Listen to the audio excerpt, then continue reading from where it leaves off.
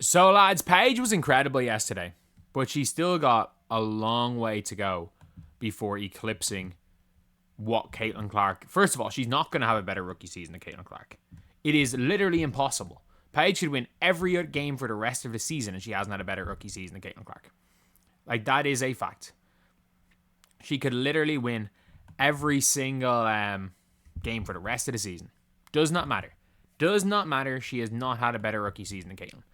But at the same time, we have to talk about how well Paige has been playing. And the answer is, let's not go full revisionist history here. Like, Paige yesterday had... Look, if we're talking about rookies' games rookies have had, like,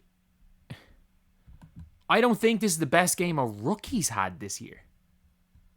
Like, unpopular opinion, I don't think this has been the best game a rookies had. Like, we've seen Citron ice games and have 29 points. I understand Paige was unbelievable. And yes, Paige did end the Rookie of the Year race. She's gone to 20 points per game. We're not judging rookies entirely on wins and losses. I think Citron made it interesting. I think, look, it's a hard argue right now that it's anyone but Paige Bueckers. But at the end of the day, when it comes to Caitlin here, she was just like, we just don't realize what Caitlin does. Like, Paige had 44 points, and she shot not too many times, in fairness to her. But Paige is, you can make the argument that Paige is a better scorer than Caitlin. And I think that there's merit to that. But I think it's a hard argument to make because healthy Caitlin Clark, which I'm going to consider the first 6 games. And I'm not even going to say she wasn't healthy from the start of the season, but she came back against when she started strapping up her groin. After that game is when I'm going to consider not healthy, which was, she played 5 healthy games this year. And I don't know how healthy she was in those 5 games, but she played 5 games this year where she did not have her groin strapped up. She didn't have some sort of strapping on her groin. So that's what we saw. There was 5 games this year. And those 5 games, we saw Caitlin Clark average like 22 points per game on stupid shooting splits. Yes, she went cold after that, but she's injured. And Paige Bueckers is better than an injured Caitlin Clark. Like, well, I'll say that. Like, Paige is better than an injured Caitlin Clark. We're not going to go out there and say that. Even though an injured Caitlin Clark completely outplayed Paige when the two of them played against each other. Completely outplayed Paige. She was literally just launching full court passes to people for open layups. Like, it was scary. Paige passed the ball to Caitlin more times than she passed the ball to her own teammates for scores. Like, the big thing is that we can't just let revision history. People are like, oh, it's like, I don't know, let's just take just a random cars. I can't remember what the expression is. It's like a Honda looks like a Ferrari until a real Ferrari comes. She's 9-28 or something. She's 9-28. Paige Bueckers has still not won more games than Caitlin Clark this year. Paige has still not won more games. And if you might be saying, oh, our team's bad, look at how many close losses the Dallas Wings have. Look at how many close losses. The Dallas Wings, I'm going to just look at this in single-digit games. And look, single-digit games can come down to a player taking over. I'm just going to look at fixtures right now for the Dallas Wings. I'm going to look at the Dallas Wings games this season. So, how many single-digit losses have the Dallas Wings had this season? So, how many single-digit games have they had this season? So, they've had one. They're 0-1 in single-digit games. 0-2, 0-3, 0-4, 0-5, 0-6, 0-7, 1-8, or say 1-7, 2-7, 2-8, 2-9. When did they beat the Mystics? I don't remember that game. I don't remember them beating the Mystics. So 3-9, Oh, sorry, Paige didn't play that game. So we'll go 2-9. They beat the Mercury by single digits, so we'll go 3-9. Lost to Sky again. 3-10. 3-11 against the Aces. Hammered the Storm. Lost to the Vox by single digits. If you count 10 as single digits. 3-12. 4. Well, they won by 10, so let's go 4-12. 4-13. 4-14. 4-15. 4-16. 5-16. 5-17. 5-18. They have played 23 games that were decided within 10 points. 10 or less points. And they are like 5-17. I'm sorry. You cannot blame teammates for going 5-17 in the clutch. The Indiana Fever were blitzing teams last year. They were blitzing teams. Like the Indiana Fever against the Mercury. They played them 3 times. I'm not joking. They went from down 10 to up 15 in 3 minutes in one of those games. Caitlin scoring or assisting on all but 2 of the points. They went up 30 twice against the Mercury. The Indiana Fever were turning 10-point deficits going into the 4th into wins out of nowhere. And who was the engine? It was Caitlin Clark. There is not, without using revisionist history, there is no argument to say that a Paige Bueckers is better than a healthy Caitlin Clark. Paige Bueckers shoots worse from 2, worse from 3, and worse from the free throw line. Averages less assists, her team scores less points. Whether or not Paige scores 40 or 17 doesn't affect how many points her team scores. When she scores, she doesn't assist high. When she assists high, she doesn't score. Paige is a bucket getter. Paige is a bucket. But it's like, Paige curls to mid like she's Rip Hamilton. I saw a couple of times Paige kind of coming off those those pin downs for the 3 yesterday, and I was impressed by it. I think she finally learned. I do have a maths degree. My diploma is not currently here. Like, I'm in my parents', so I'm in my parents' ironically finishing up my dissertation for my master's degree, which I'll have finished by tomorrow, which is why I've been here so much. So, yeah, it's there are no more distractions from being at home, but that's 3's greater than 2. You don't need a degree in maths. You don't need a master's degree in something. And Paige has a master's degree, and I have no idea what. It can't be more bullshit than what my master's degree is in. But so I can't say anything about bullshit masters. But she doesn't Caitlin shoots better from inside the 3-point line and outside the 3-point line.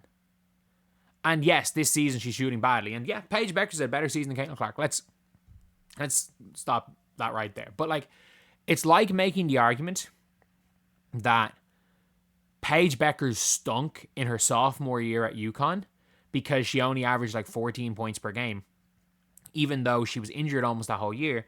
And then when she came back, she helped get them to the NCAA championship game. She helped drag them to wins, even though she was nowhere near 100%. She was nowhere near 100%. And she managed to pull them to the championship game, which is incredible. But it's like holding that against her. It's like saying she was bad that year, so she's going to be bad. There's no question about it that Paige is a great rookie. But Paige hasn't even had a better rookie season than Angel Reese. She hasn't. She hasn't. Paige has not had a better rookie season than Angel Reese, and I will stand by that. She scores better. I think you can make the argument that Paige Bueckers is a more natural bucket getter than any player in the league. Paige Bueckers is more talented than any player in the league. She just does dumb shit. And you're saying, what do you mean she's so high IQ? No, curling for a long 2 is dumb. I don't care. She's going to double and triple now. She's the mid-range is a lost art. Yes, the mid-range is a lost art because it's the least efficient shot in basketball. I'm sorry, Carmelo Anthony never, post 2018, you couldn't do anything with Carmelo Anthony because he was a mid-range specialist in a league where you don't need mid-range specialists. And ironically, the one time it's huge to be a mid-range specialist is when you're when you're just a pure bucket getter late in games, and she doesn't shoot late in games. The one time it's great to have a mid-range shot is late in the game being able to shot create and get a bucket. But she doesn't shoot late in games. So that's taken out of there.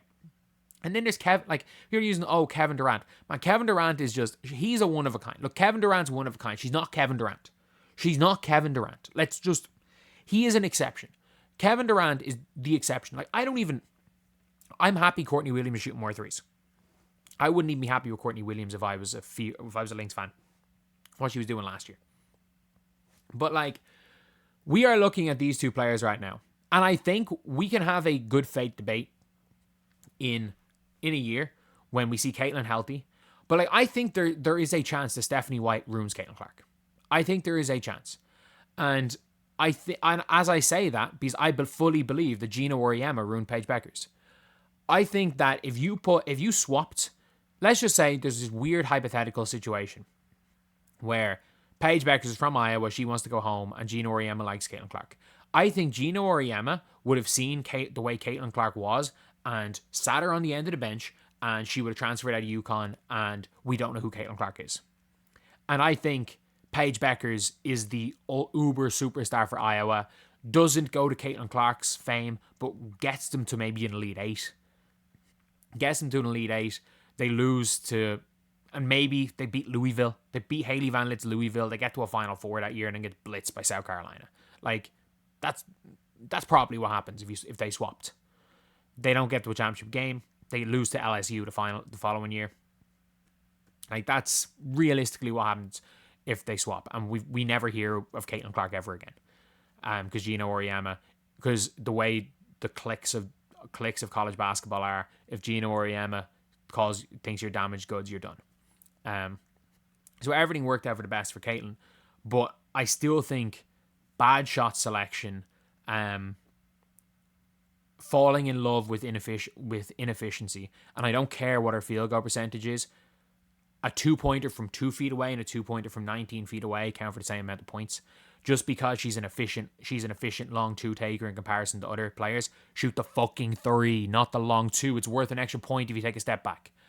I like her backdoor cutting. I think when Paige isn't a go-to player, and Paige could give you 16 points on 9 shots. If she's your third option, she'll give you 16 points on 10 shots every game. Every game. If she's your first option, your team's going to stink. If Caitlin Clark, all you have to do is surround Caitlin Clark with runners. If you surround Caitlin Clark with high motor runners, you will win a championship. In this WNBA, I'm telling you, the Fever front office are dumbasses. They are dumbasses. I mean that. They are trying to rein in Caitlin Clark, but the reality is that they're like, you know what, we need more. The Indiana Fever aren't very good when it comes to dribbling at the clock and playing slow and scoring the ball. I think if the Fever should just try to beat everyone by 30. Next season with Caitlin Clark there, they need to go and beat everyone by 30. Like, find dogs overseas. Like, imagine if this team, like, look, I'm not going to complain too much because I like KK Timpson. They wouldn't have had the cap space to keep KK Timpson if they didn't trade number 8 and we don't have Sophie. But let's just say, bring Sophie back, bring Lexi back, bring Caitlin back, bring Kelsey back. If she wants to come back, if she doesn't want to come back, go for Jackie Young. Jackie Young is a better basketball player than Kelsey Mitchell. Not a better scorer than Kelsey Mitchell, better all-around basketball player than Kelsey Mitchell. Keep Aaliyah as your 5. And as your 4, I don't even know who there really is. Like, you could maybe try to hope the KK figures out how to play basketball better in Prague. And when it comes to Caitlin, like, I'm just trying to think of max contracts. Is there any, like, dogs at the 4? Alyssa Thomas.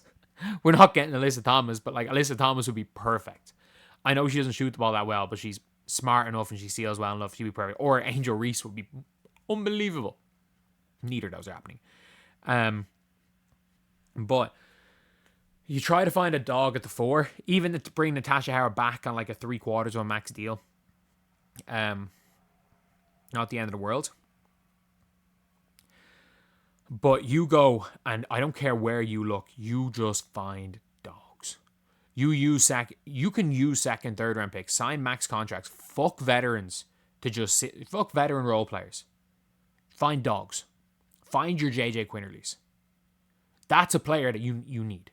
Find, obviously, Sanaya Rivers is Sanaya Rivers. Look at France. See who the next Leila Lacan is. See who these young athletic players that are full court pressing people in college and are just causing havoc.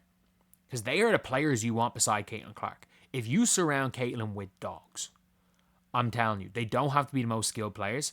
All they have to do is occasionally be able to hit an open shot, play defense, rebound, and run. And Caitlin will turn you into the best show in sports. And Caitlin will win an MVP. When it comes to Paige Bueckers, you don't build around Paige Bueckers. You build a team and you slot Paige Bueckers into the team. Like you have a pre-built team and you're seeing how bad they are building around. Like the Fever stunk in 2023. The Fever stunk to start 2024. It was when they fully embraced building around Caitlin, not trying to make Caitlin fit in, that they started winning games. That is the difference between these two players, is that you cannot, if you have an unbelievable team already, you can't just slide Caitlin Clark into that team and suddenly make that unbelievable team like unstoppable. You can slide Paige Bueckers into any team. Like if you put Paige Bueckers in the Lynx, she'd be their second best player and they'd never lose again.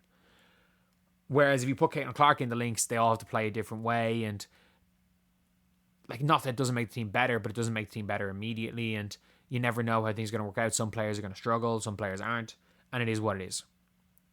But Caitlin with a team of professional level, high level pro dogs, with Aaliyah Boston being some juiced up version of Monica Sinano, that style of play will win.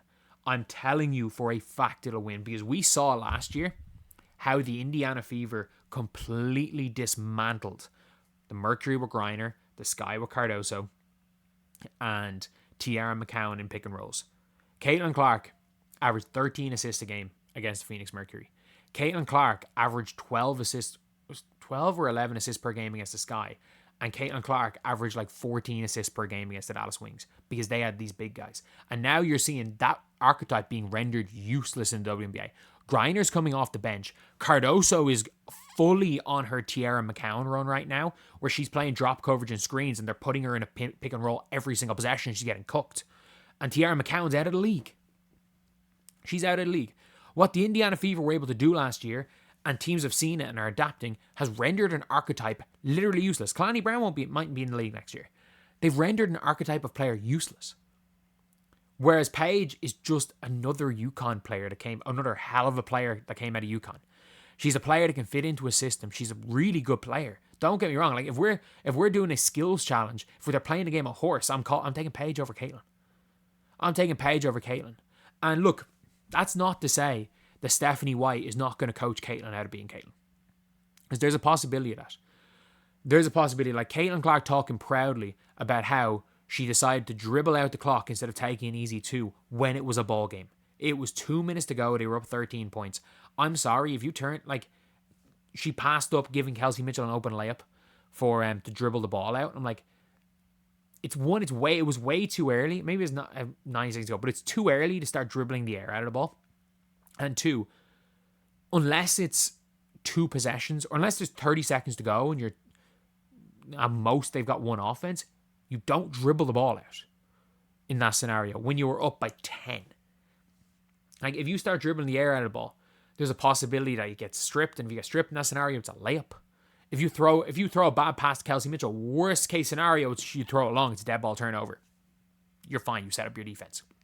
You dribble it out and you're stripped, it's a live ball turnover, it's a layup. Like, it was a wrong decision. She was talking proudly about how they didn't want her to throw that pass. I'm like, by all metrics, it was a dumb decision for Caitlin doing what she did. Over the totality of the game, that was a dumb decision. So I think there's a chance Stephanie White coaches Caitlin out of being Caitlin.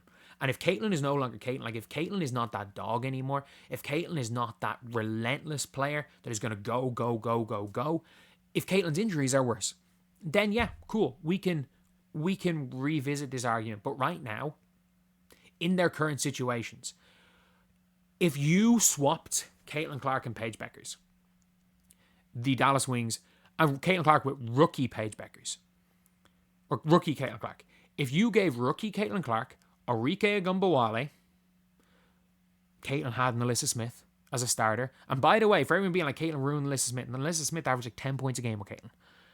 If you gave Caitlin Maisha Hines-Allen, Maddie Siegrist, I know Ty Harris got injured, but so we're not gonna take that into account. JJ Quinterly, Isaiah James, Arike Agumbawale, Louisa Geiselsuter, Lee Rue.